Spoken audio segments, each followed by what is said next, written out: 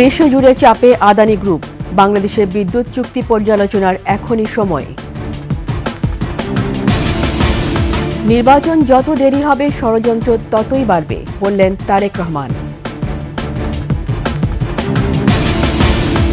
আগে সংস্কার চায় ৬৫% মানুষ, ১ বছরের মধ্যে নির্বাচন দাবি ৬১ ভাগের।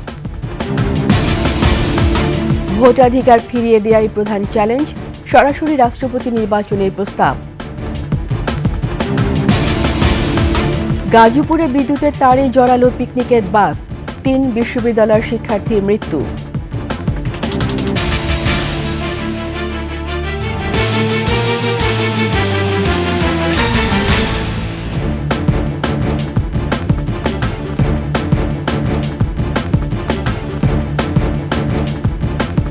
শুনছিলেন সংবাদ শিরোনাম। আমন্ত্রণ রাতের ২১ সংবাদের সাথে আছি আমি রীতা চৌধুরী। দর্শক, ২১ টেলিভিশনের সংবাদ একই সাথে সরাসরি দেখতে পাবেন আমাদের ফেসবুক পেজ www.facebook.com/2124 অনলাইনে। সাবস্ক্রাইব করতে পারেন www.youtube.com/@21etv চ্যানেলে। এছাড়া সংবাদ আরও থাকছে।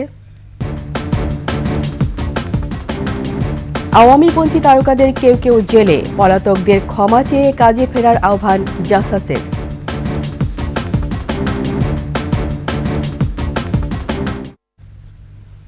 মার্কিন আদালতে আদানি গ্রুপের অনৈতিকতা প্রমাণিত হওয়ায় বাংলাদেশের সাথে ভারতীয় এ শীর্ষ ব্যবসায়ী প্রতিষ্ঠানের অসম বিদ্যুৎ চুক্তি পর্যালোচনা সহজ হবে, এমনটা জানিয়ে বিশেষজ্ঞরা বলছেন আদানি চুক্তি পর্যালোচনার এখনই উপযুক্ত সময়।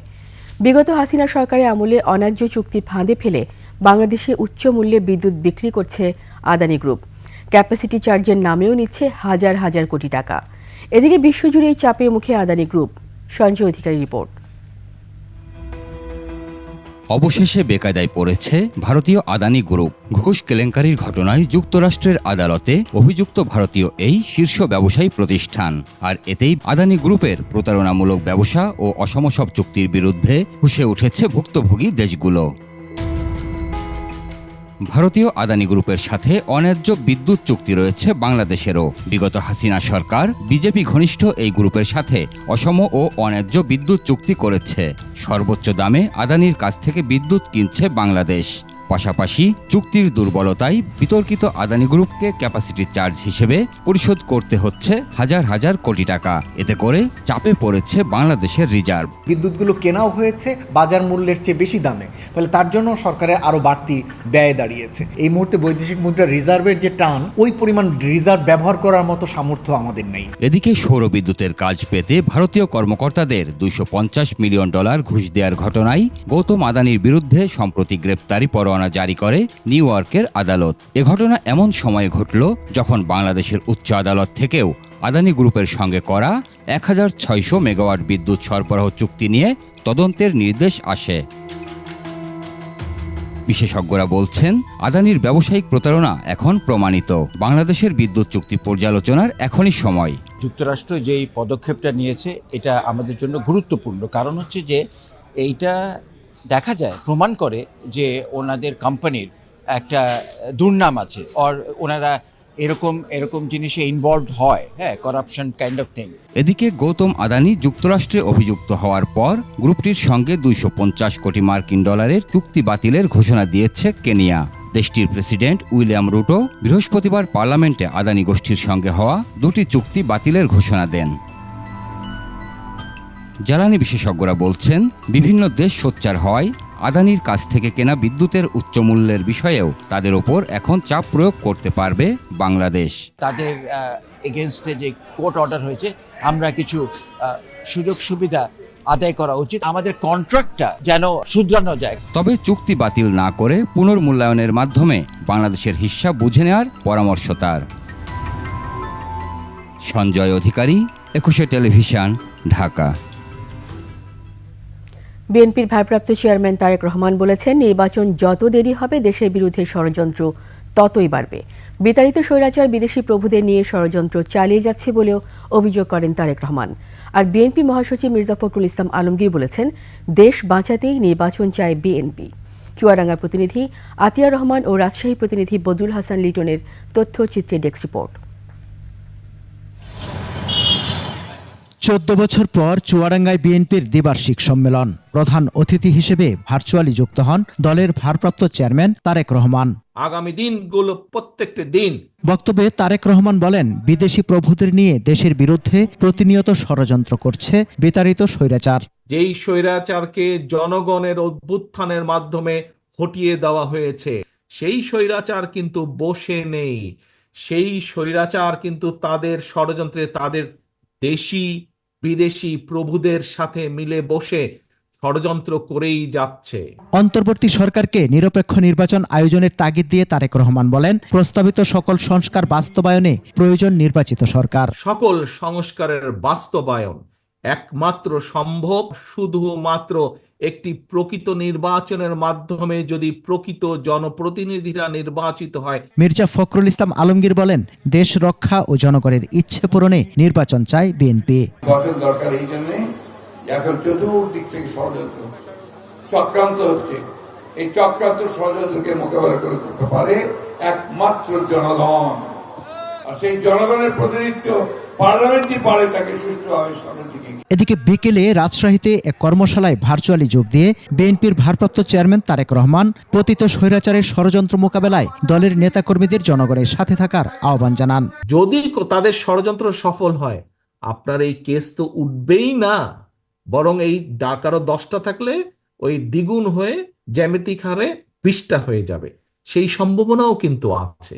31 দফার মধ্যে আরো রাজনৈতিক দল যারা গণতন্ত্রে বিশ্বাস করে, মানুষের ভোটের অধিকারে বিশ্বাস করে, মানুষের অর্থনৈতিক মুক্তিতে বিশ্বাস করে, তাদের সকলের সম্মিলিত চিন্তার সমষ্টিগত ফল হচ্ছে এই 31 দফা।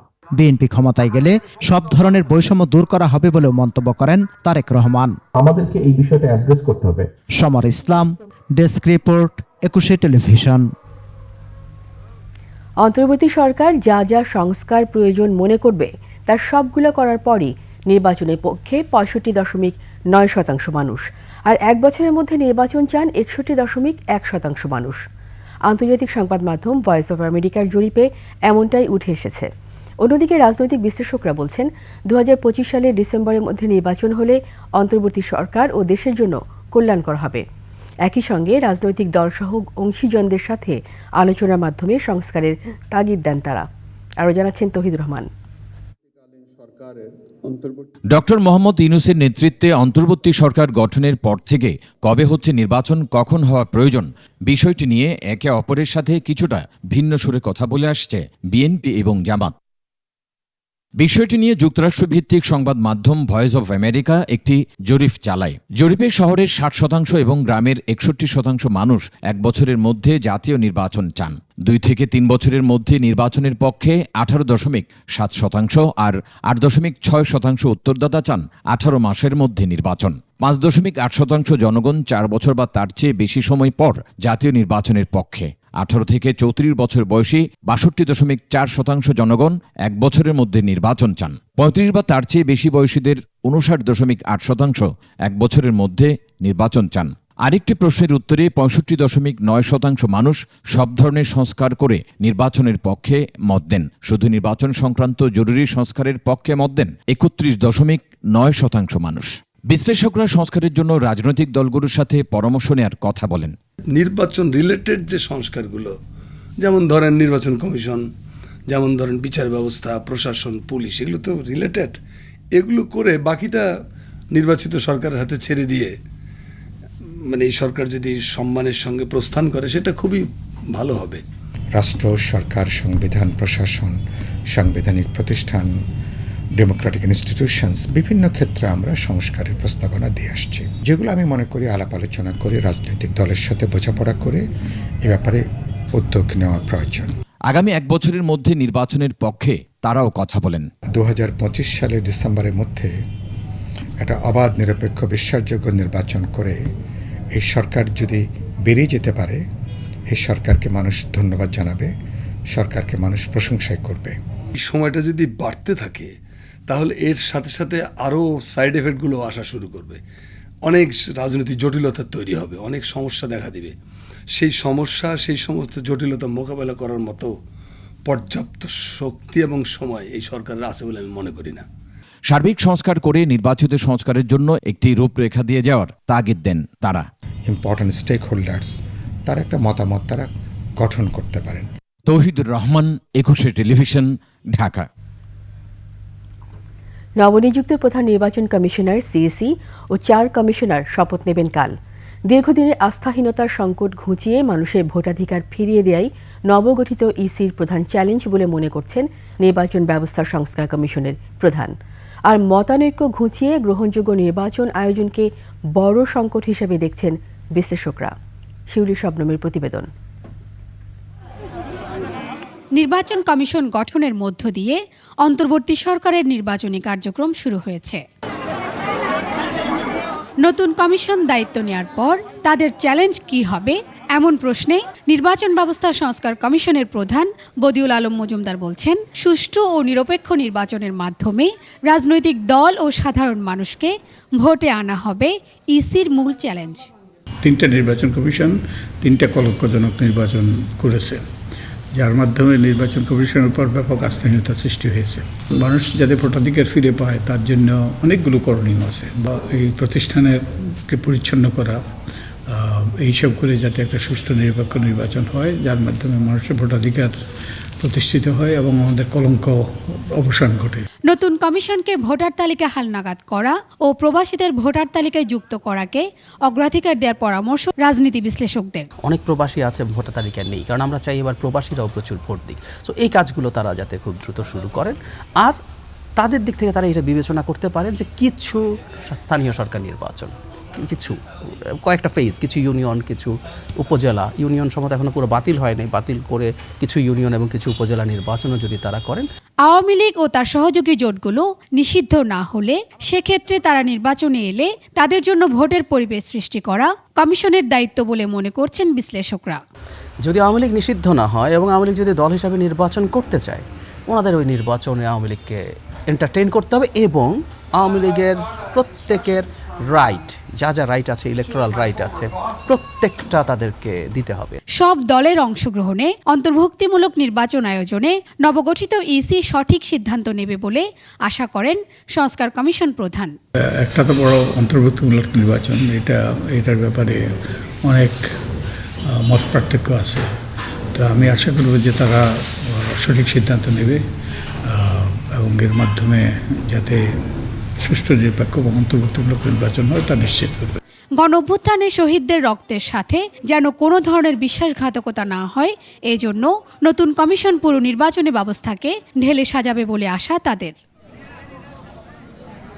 শিউলি শবনম, 21 টেলিভিশন, ঢাকা। সরাসরি ভোটের মাধ্যমে নির্দলীয় ব্যক্তিকে রাষ্ট্রপতি নির্বাচিত করার সুপারিশ এসেছে নির্বাচন ব্যবস্থা সংস্কার কমিশনের কাছে। ইলেকট্রনিক মিডিয়ার সম্পাদকদের সাথে সংস্কার কমিশনের মত বিনিময়ে উঠে আসে সংসদ নির্বাচনের আগে স্থানীয় সরকার নির্বাচনের প্রস্তাবনাও। শিউলি শবনমের রিপোর্ট। বিভিন্ন অংশীজনের সাথে বৈঠক ও মতবিনিময়ের ধারাবাহিকতায় আগারগাঁও নির্বাচন ভবনে গণমাধ্যমের জ্যেষ্ঠ সাংবাদিকদের সাথে এই বৈঠক। পরে গণমাধ্যমের মুখোমুখি হন অংশগ্রহণকারী সাংবাদিকরা। দেশে প্রতিদ্বন্দ্বিতাপূর্ণ নির্বাচন, না ভোট ফিরিয়ে আনা, জাতীয় নির্বাচনের আগে স্থানীয় সরকার নির্বাচন এবং গত 3 নির্বাচনে অপরাধের সাথে জড়িতদের শাস্তির সুপারিশ করেন তারা। নির্বাচন কমিশনে যারা দায়িত্ব পালন করবেন তাদেরকেও শাস্তির আওতায় আনতে হবে। নির্বাচন কমিশনার নিয়োগ আইন এটি হালনাগাদ করা দরকার, আধুনিক করা দরকার। তারপরে যদি কমিশনারদেরকে নিয়োগ দেওয়া হতো, কমিশন গঠন করা হতো, ভালো হতো। রাষ্ট্রপতি পদে যিনি নির্বাচন করবেন তিনি নির্দলীয় ব্যক্তি হবেন।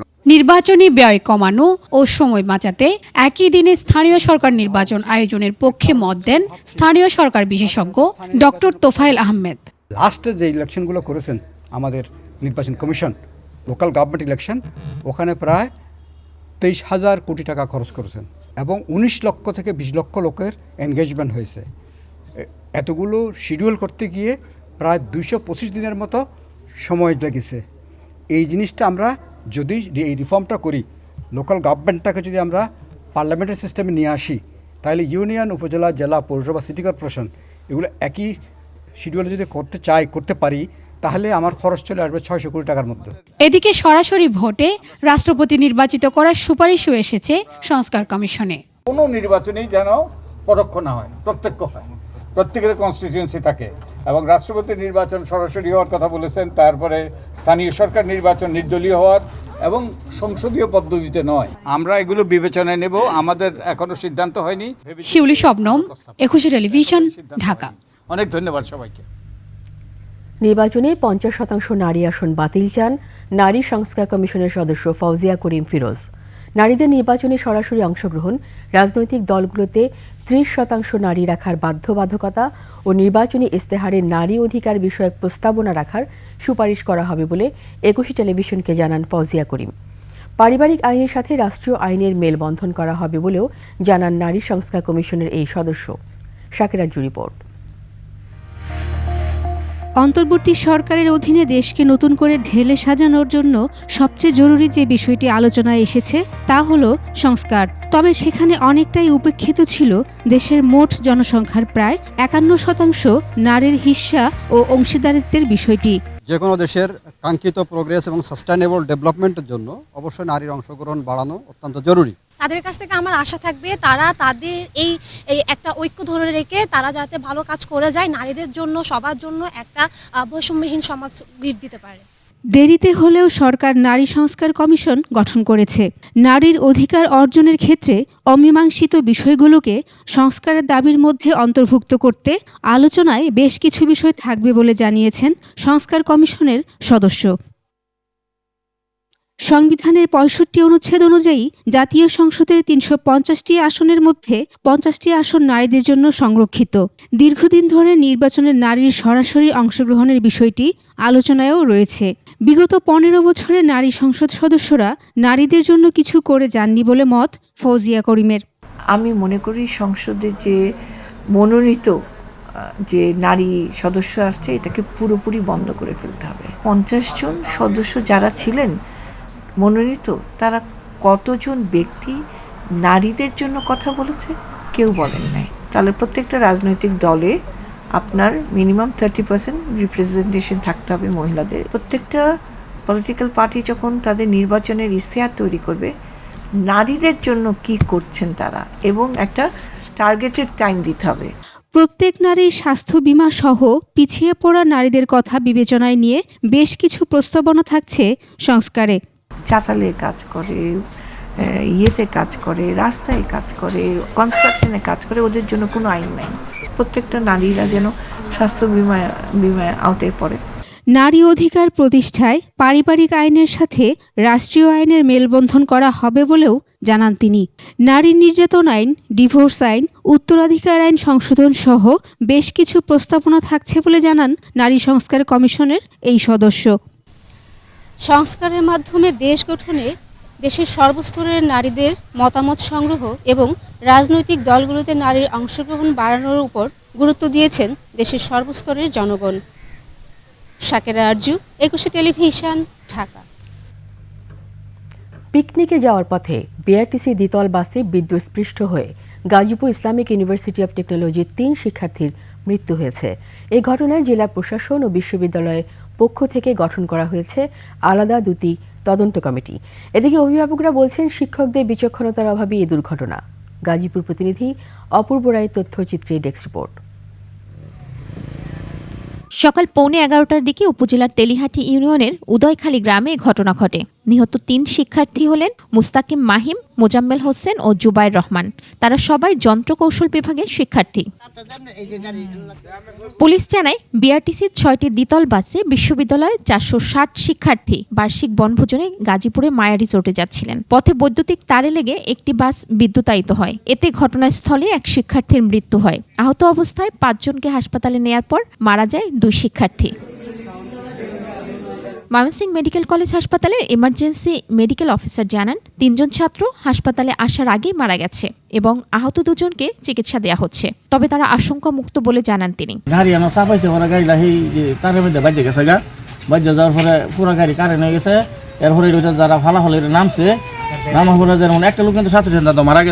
এদিকে শিক্ষকদের গাফলতির জন্য এই দুর্ঘটনা ঘটেছে বলে মন্তব্য করেছেন অভিভাবকরা। আমি বিস্মিত যে এরকম একটা জায়গাতে যেখানে আমার প্রাইভেট কার আসছে না, সেইখানে দোতলা বাস কিভাবে আসে, যারা মারা গেছে তাদের গার্ডিয়ান কিভাবে এটা মানসিকভাবে অ্যাকসেপ্ট করবে। ঘটনা তদন্তে আলাদাভাবে দুটি কমিটি গঠন করা হয়েছে। ইউনিভার্সিটি কর্তৃপক্ষ এবং গার্জিয়ান কর্তৃপক্ষ যেভাবে আইনগত সহায়তা চাইবে আমরা সেভাবে করে দেবো। আর গাফিলতির ব্যাপারটা তদন্তের বিষয়, তদন্তে বেরিয়ে আসবে যে কার কী গাফিলতি ছিল। তদন্ত শেষে প্রয়োজনীয় ব্যবস্থা নেওয়ার আশ্বাস দিয়েছে বিশ্ববিদ্যালয় কর্তৃপক্ষ। তদন্ত কমিটির গঠন করা হয়েছে, তো আমরা অবশ্যই সবার সাথে কথা বলবো এবং কথা বললে কার দোষ বা কার কোনো যদি সমস্যা থেকে থাকে সেটা আমরা বের করতে পারবো। মহিমা পলি, ডেস্ক রিপোর্ট, 21 টেলিভিশন। বিরতি নিচ্ছি, যখন ফিরবো তখন অন্যান্য খবরের সঙ্গে আরও থাকবে। গণ অভ্যুত্থান পরবর্তী নতুন বাংলাদেশে কর্মসংস্থান সৃষ্টি করতে চায় বিশ্ব ব্যাংক। আবার আমন্ত্রণ রাতের 21 সংবাদে। বৈষম্য বিরোধী ছাত্র আন্দোলনের পরে আওয়ামীপন্থী শোবিজ তারকাদের অনেকেই পাড়ি জমিয়েছেন বিদেশে। হত্যা ও হত্যার চেষ্টা মামলায় কেউ কেউ গ্রেপ্তার হয়ে জেল বাস করলেও খুঁজে পাওয়া যাচ্ছে না বাকি অনেককেই। এ অবস্থায় গত সরকারের সুবিধাভোগীদের ক্ষমা চেয়ে কাজে ফেরার বার্তা দিলেন জাসাস নেতারা। আদিত্য মামুনের রিপোর্ট। জুলাই আগস্ট বৈষম্য বিরোধী আন্দোলনে নানা বিতর্ক সমালোচনায় নিজেদের নাম লিখিয়েছিলেন চলচ্চিত্র, সঙ্গীত, নাটক অঙ্গনের তারকারা। এরপর 5 আগস্টের পর থেকেই লাপাত্তা বেশিরভাগ তারকা শিল্পী। রাজনীতি না করেও সাবেক সরকারের সুবিধা নিতে টানা 3 মেয়াদে অনেকেই এমপি মন্ত্রীর পদ বাগিয়ে তোষামদে মত্ত ছিলেন। আসাদুজ্জামান নূর থেকে শুরু করে চিত্রনায়ক ফেরদৌস, বাদ যাননি শমী কায়সার, রিয়াজ, শাকিল খান, সুবর্ণা, তারানা মৌসুমী, মমতাজ রাও। শেখ হাসিনাকে মা ডেকে প্লটের আবেদন করেছিলেন শাহরিয়ার নাজিম, জয়। মুজিব সিনেমায় অভিনয় করে আরফিন শুভ পেয়েছিলেন 4 কাঠার প্লট। বৈষম্য বিরোধী ছাত্র আন্দোলনে নেতিবাচক মন্তব্য ও উস্কানির পর সঙ্গীত, নাটক, চিত্রাঙ্গন থেকেই কেবল নয়, দেশ থেকেই বিদায় নিয়ে প্রাণ রক্ষা করেছেন অনেকেই। এই সমস্ত শিল্পীরা নাকি মন্ত্রী নেতাদের কোলে বসেছিল, তারা আজকে পলাতক। শিল্পীরা কেন পালাবে? কেন তারা এত চাটুকারিতা করবে? আবার কেন তারা, আমার খুব কষ্ট হয় যখন দেখি বিভিন্ন টেলিভিশনে সেই সমস্ত শিল্পীরা আবার নতুন করে তারা অভিনয় করছে। অভিযোগ আছে বিদেশে অবস্থান নিয়ে এখনো কেউ কেউ সামাজিক মাধ্যমে প্রচারণা চালাচ্ছেন। এদের মধ্যে সরকারের অংশীজন আছেন কেউ। তারা আজকে বিভিন্নভাবে স্টাবলিশড হতে চলেছে আমাদের দেশে সরকারের মাঝে। এগুলোর আমি নিন্দা জানাই, ধিক্কার জানাই। তবে সংস্কৃতি অঙ্গন প্রায় শূন্য হয়ে যাওয়ায় গুণী শিল্পীদের বিষয়ে নমনীয় জাসাসের এই নেতা। যদি তাদের ভুল স্বীকার করতে পারে তাহলে আস্তে আস্তে তারা যদি কাজে আসে, আমার মনে হয় দেশের মানুষ তাদেরকে ক্ষমা করবে। আমরা তো অবশ্যই চাই তারা যদি চলে আসে এবং তারা কাজ করে, আমাদের মনে হয় আমাদের ইন্ডাস্ট্রিটা আরো ভালো হবে, আরো তাড়াতাড়ি আমরা ভালো জায়গায় পৌঁছতে পারবো।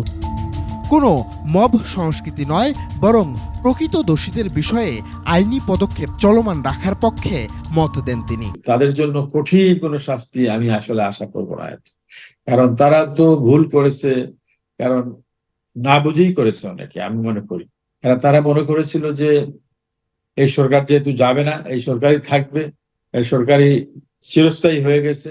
অন্ধ রাজনৈতিক ভক্ত না হয়ে সবাইকেই শুদ্ধ শিল্পিত আচরণের পরামর্শ দেন শিল্পীরা। থাকবে এই ধরনের একটা। আদিত্য মামুন, 21 টেলিভিশন, ঢাকা। জনগণের নির্বাচিত সরকারের মাধ্যমে সংবিধান সংস্কার করা উচিত বলে মন্তব্য করেছেন বাংলাদেশ জাতীয় party JP chairman Andalib Rahman Partha. Ramna engineers institution মিলনায়তনে এক আলোচনায় ফ্যাসিস্ট আওয়ামী লীগকে বিচারের আওতায় আনারও দাবি জানান তিনি। এই সংবিধান যেই সংবিধান মানুষের কথা বলে না, সংবিধান যেই সংবিধানে মানুষের ইচ্ছার প্রতিফলন হয় না, মানুষের ভবিষ্যৎ দেয় না, মানুষের প্রোটেকশন দেয় না, সেই সংবিধানকে মানুষ ছুঁড়ে ফেলে দেবে। সংবিধানের প্রাসঙ্গিক হতে হবে। আমরা এটা উপলব্ধি করি যে বাংলাদেশের সংবিধান পরিবর্তন প্রয়োজন। স্বতন্ত্র ইবতেদায়ী মাদ্রাসা জাতীয়করণের দাবি যৌক্তিক বলে মন্তব্য করেছেন ধর্ম উপদেষ্টা ডক্টর আফম খালিদ হোসেন। জাতীয় প্রেস ক্লাবের স্বতন্ত্র ইবতেদায়ী মাদ্রাসা শিক্ষক ফোরাম আয়োজিত আলোচনায় শিক্ষা ব্যবস্থায় বৈষম্য নিরসনেরও তাগিদ দেন। ধর্ম শিক্ষা করা আমার কনস্টিটিউশনাল রাইট, কেন বিশ্ববিদ্যালয়টা বাদ দেবে? তারপর বোর্ডে আগে ইসলামের ইতিহাস অথবা ইসলামিক স্টাডিজ অথবা দুইটাই নেওয়ার বিধান ছিল। আস্তে আস্তে সংকুচিত করতে করতে এমনভাবে করছে আপনি ইসলামের ইতিহাস, ইসলামিক স্টাডিজ, আরবিক না নিয়ে অন্য সাবজেক্ট নিয়ে ইন্টারপাস করে ফেলতে পারবেন, এবং স্বতন্ত্র একটা দিয়ে মাদ্রাসাগুলো এই চক্রান্তের শিকার। জুলাই আগস্ট অভ্যুত্থান পরবর্তী নতুন বাংলাদেশে কর্মসংস্থান সৃষ্টিতে কাজ করবে বিশ্বব্যাংক। রাজধানীর দৃক গ্যালারিতে বিশ্বব্যাংক আয়োজিত দেয়াল চিত্র প্রদর্শনী উদ্বোধনী অনুষ্ঠানে একথা জানান কান্ট্রি ডিরেক্টর আব্দুল্লা শেখ। এ সময় অর্থ উপদেষ্টা ডক্টর সালেউদ্দিন আহমেদ বলেন, চিত্রকলা প্রতিবাদের অন্যতম হাতিয়ার। মফিউর রহমানের রিপোর্ট। রাজধানীর দৃক গ্যালারিতে paint your sky make it yours শিরোনামে বাংলাদেশের তরুণদের দৃষ্টিভঙ্গি নিয়ে দেয়ালচিত্র প্রদর্শনীর আয়োজন করেছে বিশ্বব্যাংক। এটি উদ্বোধন করেন অর্থ উপদেষ্টা সালেউদ্দিন আহমেদ। বক্তব্যে অর্থ উপদেষ্টা বলেন, হাজার পৃষ্ঠা লিখে যে প্রতিবাদ করা যায় না, একটি ছবির মাধ্যমেই তা প্রকাশ করা সম্ভব।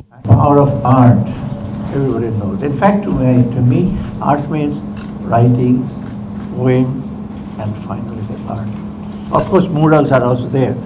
These are really very strong media to express. এই সময় বিশ্বব্যাংকের কান্ট্রি ডিরেক্টর বলেন, বাংলাদেশের তরুণরা জুলাই আন্দোলনের মাধ্যমে বিশ্বে অনন্য নজির তৈরি করেছে। Our current partnership framework for Bangladesh stress the importance of creating jobs for the million of young Bangladeshi entering the job market every year. Job by private sector. এদিকে শিল্পীরা জানান, দীর্ঘদিনের বঞ্চনার কথাই তারা ফুটিয়ে তুলেছেন দেয়ালচিত্রের মাধ্যমে। যেহেতু আমাদের ওয়েপনই পেন্সিল, আমরা কিভাবে নিজেদের জায়গা থেকে আমরা কাজ করতে পারি, আমরাও দেশকে কিছু একটা দিতে পারছি, আমাদের খুবই ভালো লেগেছিল। জুলাই বিপ্লবের স্মৃতি ধারণ করা এই প্রদর্শনী চলবে 30শে নভেম্বর পর্যন্ত। মফিউর রহমান, 21 টেলিভিশন, ঢাকা। খুলনায় সাংবাদিক সহ 3 শতাধিক ব্যক্তির নামে আন্তর্জাতিক অপরাধ ট্রাইব্যুনালে মামলার আবেদন করেছে আন্দোলনে নিহত রকিবুল হাসানের পিতা মোহাম্মদ রফিকুল ইসলাম গাজী। 21 নভেম্বর অভিযোগটি আন্তর্জাতিক ট্রাইব্যুনালের প্রসিকিউটরের কাছে দাখিল করা হয়। আবেদনে বলা হয়েছে, 5 আগস্ট আন্দোলনকারীদের বিদ্যুৎস্পৃষ্ট করে মারার পরিকল্পনা করে আসামিরা। চাঁদখালী বিভিন্ন পয়েন্টে বৈদ্যুতিক খুঁটিতে বিদ্যুৎ সংযোগ দেয়া ছিল। কাঁচা বাঁশের মাথায় বাঁধা পতাকা হাতে মিছিল নিয়ে যাওয়ার সময় রকিবুল হাসানের হাতে থাকা বাঁশ বৈদ্যুতিক খুঁটির সাথে লেগে বিদ্যুৎস্পৃষ্ট হয়ে ঘটনাস্থলেই রকিবুল হাসান মারা যান।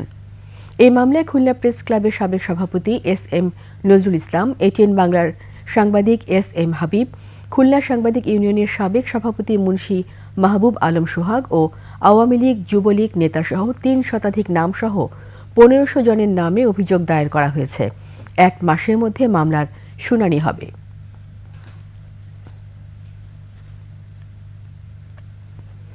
শেখ হাসিনা ও দোসরদের পুনর্বাসনের সাফাই গাওয়ার কোনো প্রশ্নই আসে না বলে মন্তব্য করেছেন জুলাই শহীদ স্মৃতি ফাউন্ডেশনের সাধারণ সম্পাদক সার্জিস আলম। বরিশালের শহীদ পরিবারকে সহায়তা অনুষ্ঠানে আরও বলেন, এদেশের খুনিদের আর প্রতিষ্ঠিত করা হবে না। জুলাই বিপ্লবের প্রত্যেক শহীদ পরিবারকে পুনর্বাসনেরও ঘোষণা দিয়েছেন বৈষম্য বিরোধী আন্দোলনের অন্যতম এই সমন্বয়ক। বরিশাল প্রতিনিধি সুখেন্দু এদবরের তথ্যচিত্রে ডেস্ক রিপোর্ট। বরিশাল শিল্পকলা একাডেমিতে শহীদ পরিবারকে আর্থিক সহায়তা অনুষ্ঠানে জুলাই শহীদ স্মৃতি ফাউন্ডেশনের সাধারণ সম্পাদক সার্জিস আলম। জাতীয় সঙ্গীতের মাধ্যমে শুরু হয় মূল আনুষ্ঠানিকতা। এ সময় 69টি পরিবারকে 5 লাখ টাকা করে চেক বিতরণ করা হয়। অনুষ্ঠানে সার্জিস আলম বলেন, জীবনের বিনিময়ে হলেও খুনি শেখ হাসিনা ও তার দোসরদের পুনর্বাসন ঠেকানো হবে। একটা যৌক্তিক বিচার না হওয়া পর্যন্ত এই বাংলাদেশে তাদের পুনর্বাসনের কথা যারা বলে, আমরা মনে করি খুনি হাসিনা একটা ক্ষমতা পিপাসু লোভী ছিল, তারা আরেক ধরনের ক্ষমতা পিপাসু লোভী।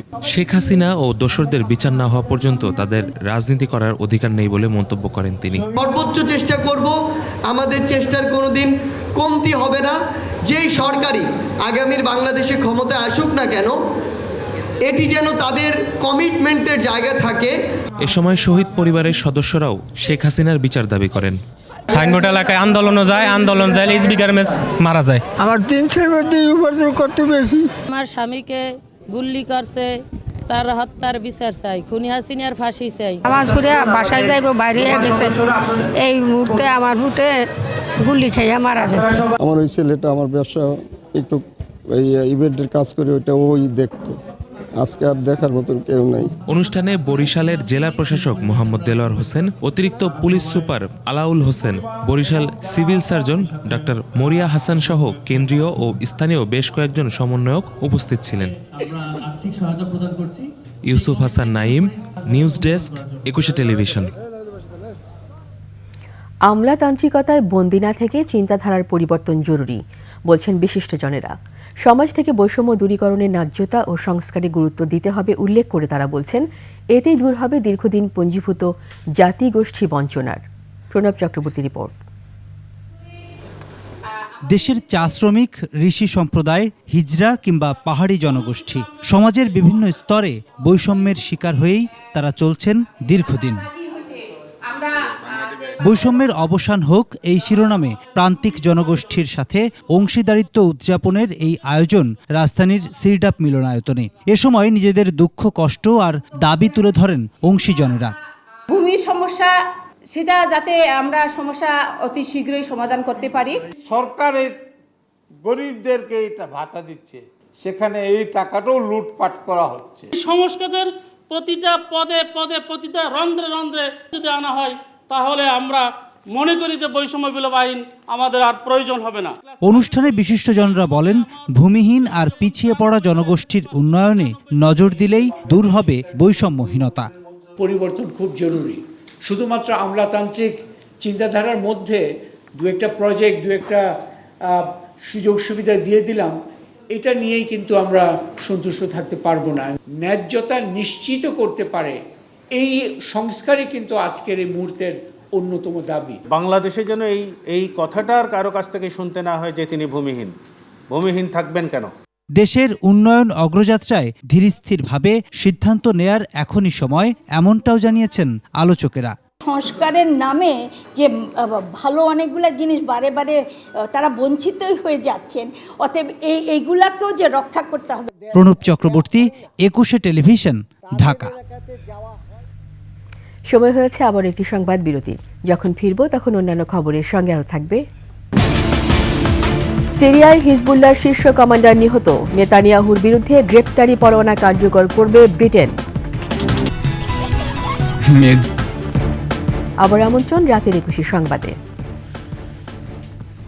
রাজধানী জাপান গার্ডেন সিটিতে বিষ প্রয়োগে বেওয়ারিশ কুকুর বিড়াল হত্যায় ক্ষোভ প্রকাশ করেছেন শোবিজ তারকা সহ পশু ও পাখি প্রেমীরা। সম্প্রতি জাপান গার্ডেন সিটিতে বেওয়ারিশ কুকুরের দৌরাত্ম্য বেড়েছে বলে অভিযোগ তোলেন বাসিন্দারা। কুকুরগুলো সাধারণ মানুষজনকে কামড়েছে। অভিযোগ তুলে বিষ প্রয়োগে হত্যা করা হয় কয়েকটি কুকুর ও বিড়ালকে। শুক্রবার রাতে এসব ঘটনার ছবি ভিডিও প্রকাশ্যে আসলে তীব্র নিন্দার ঝড় শুরু হয় সামাজিক মাধ্যমে। এ অবস্থায় প্রাণী সম্পদ অধিদপ্তরের হস্তক্ষেপের আহ্বান জানান অ্যানিম্যাল ওয়েলফেয়ার গ্রুপের পোষা প্রাণী প্রেমীরা। বিষ প্রয়োগে কুকুর বেড়াল হত্যার ঘটনায় নিন্দা জানিয়েছেন জয়া আহসান, তৌহিদ আফ্রিদি ও জ্যোতিকা জ্যোতির মতো তারকারা। এবার সোনালী লাইফ ইন্স্যুরেন্স আন্তর্জাতিক সংবাদ।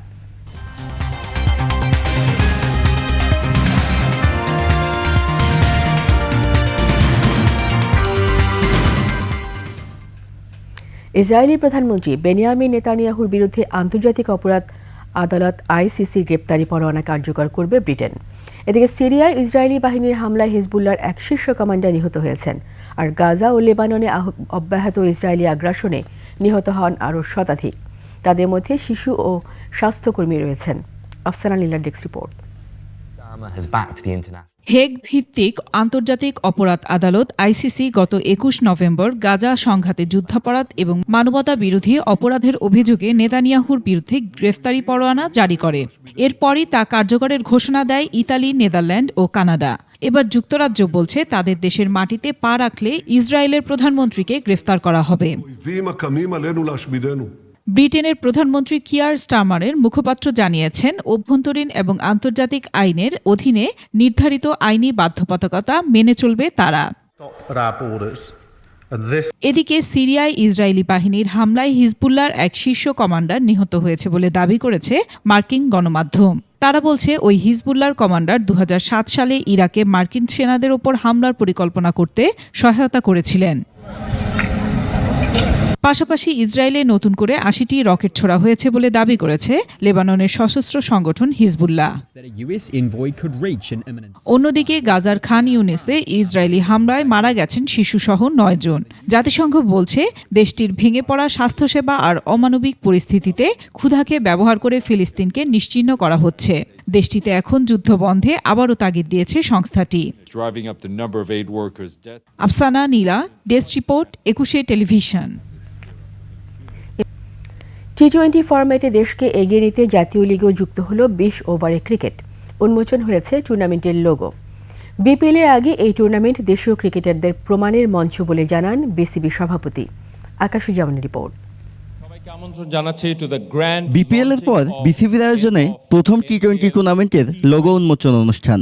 কোনো ফ্র্যাঞ্চাইজি নয়, অংশ নিচ্ছে দেশের বিভাগীয় দলগুলো। প্রথমবার বলেই হয়তো এমন চোখ ধাঁধানো আয়োজন। উপস্থিত ছিলেন শোবিজ জগতের তারকারাও। টি-20তে সবচেয়ে দুর্বল বাংলাদেশ দল। বিপিএল ছাড়া ঘরের মাঠে এই ফরম্যাটে কোনো টুর্নামেন্ট খেলতে না পারার আক্ষেপও ছিল বহুদিনের। এবার দূর হলো সে আক্ষেপ। বিসিবি সভাপতি মনে করেন এই টুর্নামেন্টের মাধ্যমে শর্টার ফরম্যাটে এগিয়ে যাবে টাইগাররা। তারা যদি এই এনসিএনটি ভালো খেলে ডেফিনেটলি একটা চোখে পড়ার মতো বিরাট ব্যাপার হবে। আমার মনে হয় ইমেন্সলি হেল্প করবে, আমি মনে করি যে লোকাল প্লেয়ারদের। বিপিএল এর আগে প্রতি বছরই এমন টুর্নামেন্ট আয়োজন করতে চাই বিসিবি। আমরা দায়িত্ব নেওয়ার পর সিদ্ধান্ত নিয়েছি বিপিএল এর বাইরে কমপক্ষে একটা টি-22 ফরম্যাটের টুর্নামেন্ট আয়োজন করব। এখন থেকে প্রতি বছরই বিপিএল এর আগে মাঠে এভাবে গড়াবে, যেখানে অংশ নেবে শুধুমাত্র স্থানীয় ক্রিকেটাররা। আইসিসির কাছ থেকে লিস্টে ক্রিকেটের মর্যাদা পেয়েছে ন্যাশনাল ক্রিকেট লিগের টি-20 ফরম্যাটের এই টুর্নামেন্ট।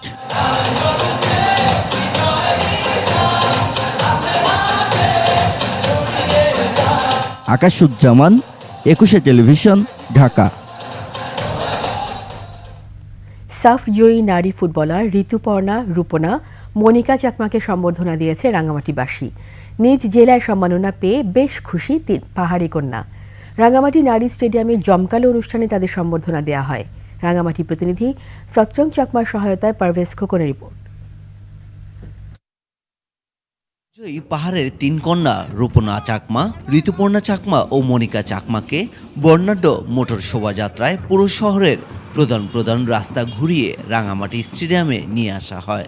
সে সময় রাস্তায় দাঁড়িয়ে স্থানীয় লোকজন তাদের শুভেচ্ছা জানায়। জেলা প্রশাসন, রাঙামাটি সেনা রিজিয়ন, রাঙামাটি পার্বত্য জেলা পরিষদ ও রাঙামাটি পৌরসভা পক্ষ থেকে প্রত্যেককে 3.5 লাখ টাকার চেক, সম্মাননা স্মারক সহ বিভিন্ন উপহার দেয়া হয়। এছাড়া জেলার বিভিন্ন রাজনৈতিক ও সামাজিক সংগঠনের পক্ষ থেকে সংবর্ধনা ও উপহার দেয়া হয়। একই সাথে আন্তর্জাতিক রেফারি জয়া চাকমা ও সাবজয়ী 3 নারী ফুটবলারের প্রশিক্ষকদের সম্মাননা জানানো হয়। নিজ জেলায় এমন সংবর্ধনায় খুশি সাবজয়ী পাহাড়ের এই 3 কন্যা। অনেক ভালো লাগে এরকম সংবর্ধনা, তো অবশ্যই আমি ধন্যবাদ জানাই সবাইকে। এই দিনের জন্য আমার আমি ঢাকাতে প্রায় 20 দিনের মতো ছিলাম। তো আমাকে প্রতিনিয়ত আমার খোঁজ নিয়েছেন যে আমি বাসায় কবে আসবো। পাহাড়ের এই 3 ফুটবলারের পাশে থাকার আশ্বাস দিয়েছেন জেলা প্রশাসক ও রাঙামাটি রিজিয়ন কমান্ডার। তাদের কাছ থেকে ইন্সপিরেশন পাবে এবং তারা বুঝতে পারবে যে কঠোর পরিশ্রম করলে এরকম অর্জন করা সম্ভব। বিকেএসপি একটা শাখা করার জন্য এখানে সরকারিভাবে অনুমোদন হয়েছে এবং সেটার জন্য জমিও দেখে গেছে বিকেএসপি। তো সেটা এখন আমাদের এটা প্রক্রিয়াগত বিষয়, এটা জমি অধিগ্রহণের পর্যায়ে রয়েছে। সাফজয়ী পাহাড়ি 3 কন্যা দেশ ও দেশের বাইরে ক্রীড়াঙ্গনের সুনাম তুলে ধরেছেন। পাহাড়ে ক্রীড়াক্ষেত্রে সুযোগ সৃষ্টি করা হলে আরও অনেক খেলোয়াড় উঠে আসবে বলে মনে করেন সবাই। পারভেজ খোকন, 21 টেলিভিশন। এরই সাথে শেষ করছি রাতের 21 সংবাদ। যাবার আগে সংবাদ শিরোনামগুলো আরও একবার। বিশ্বজুড়ে চাপে আদানি গ্রুপ, বাংলাদেশের বিদ্যুৎ চুক্তি পর্যালোচনার এখনই সময়। নির্বাচন যত দেরি হবে ষড়যন্ত্র ততই বাড়বে, বললেন তারেক রহমান। আগে সংস্কার চায় 65% মানুষ, 1 বছরের মধ্যে নির্বাচন দাবি 61 ভাগে। ভোটাধিকার ফিরিয়ে দেওয়াই প্রধান চ্যালেঞ্জ, সরাসরি রাষ্ট্রপতি নির্বাচনের প্রস্তাব। গাজীপুরে বিদ্যুতের তারে জড়ালো পিকনিকের বাস, 3 বিশ্ববিদ্যালয়ের শিক্ষার্থীর মৃত্যু।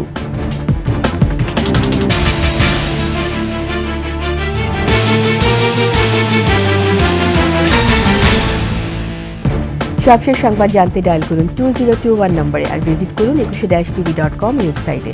ফেসবুকে ভিজিট করতে পারেন www.facebook.com/2124 অনলাইনে। সাবস্ক্রাইব করতে পারেন www.youtube.com/@21tv চ্যানেলে। এতক্ষণ সঙ্গে থাকার জন্য সবাইকে ধন্যবাদ। পরবর্তী সংবাদ রাত 1টায় দেখার আমন্ত্রণ রইল। 21-এর সাথেই থাকুন।